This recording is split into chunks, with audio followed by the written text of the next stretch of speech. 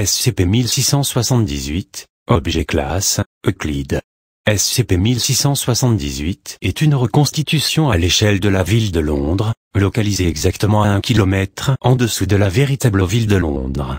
Actuellement, seul le district de Hyde Park de SCP-1678 a été exploré, mais tous les bâtiments, du moins dans le district exploré, coïncident exactement avec leur version d'origine à la surface au niveau de la localisation, ainsi qu'au niveau de la forme extérieure et de la taille, mais rarement au niveau de l'architecture, des matériaux employés et du plan interne.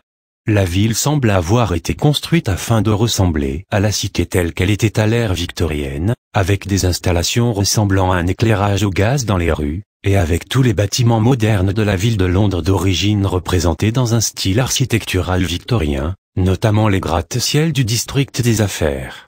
L'éclairage est irrégulier et peu fiable, et l'on ne sait pas comment SCP-1678 acquiert ses réserves régulières d'oxygène et de gaz. On suppose que SCP-1678 a été construit de façon simultanée, par des moyens inconnus, avec le parlement de SCP-1678 comme épicentre du processus immédiat de construction. De nombreux indices vont dans ce sens.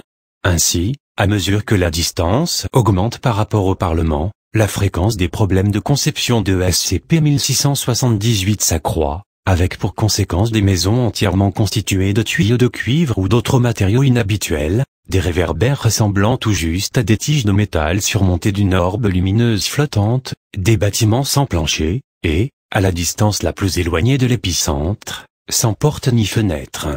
À part les occupants de la fondation et les cas de SCP-1678-A, B.C., on suppose que SCP-1678 est inhabité. SCP-1678 aurait apparemment été construit dans l'intention d'abriter les survivants d'un événement de classe fin du monde. Le principal indice allant dans ce sens est un enregistrement audio qui s'active dès qu'une personne entre dans la cité.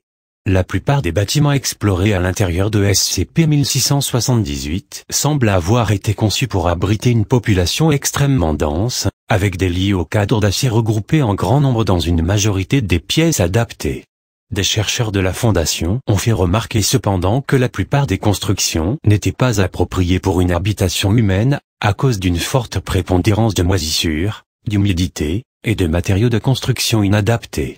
Certains bâtiments ont été conçus dans un autre but, notamment la version de SCP-1678 du musée d'histoire naturelle, qui présente une exposition intitulée « La chute de l'homme » et contient des représentations de plusieurs entités SCP connues, ainsi que des images et des œuvres d'art représentant des décors apocalyptiques. La principale menace présentée par SCP-1678 consiste en des entités que les enregistrements audio nomment les « Bobbies ». Désignées SCP-1678-A, ces entités sont fabriquées à partir de cadavres humains désarticulés grossièrement au niveau du cou, des poignets, des genoux et des coudes et réassemblés au moyen de boulons et de vis industriels. La tête est toujours enveloppée d'un bandage.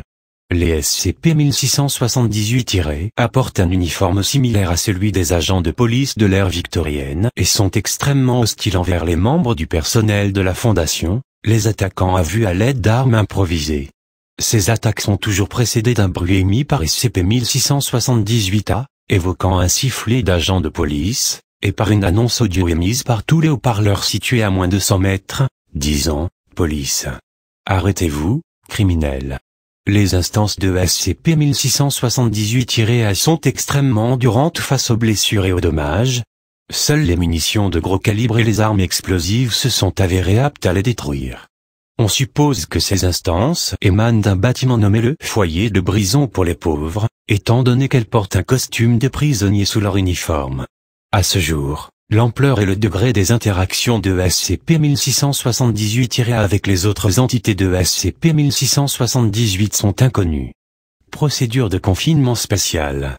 SCP-1678 n'est que partiellement confiné à ce jour. Les forces mobiles d'intervention Tau-4 et Epsilon-6 sont parvenues à établir un périmètre défensif autour du district de Hyde Park de SCP-1678, avec des cas de SCP-1678-A ayant pour la majorité d'entre eux cessé leurs attaques au sein du périmètre contrôlé par la Fondation. Une base de recherche à long terme est actuellement en construction, et les commandants des forces mobiles d'intervention préparent un assaut du musée d'histoire naturelle de SCP-1678 dans le but de prendre le contrôle d'un poste de commandement avancé, pour mieux diriger les efforts de défense.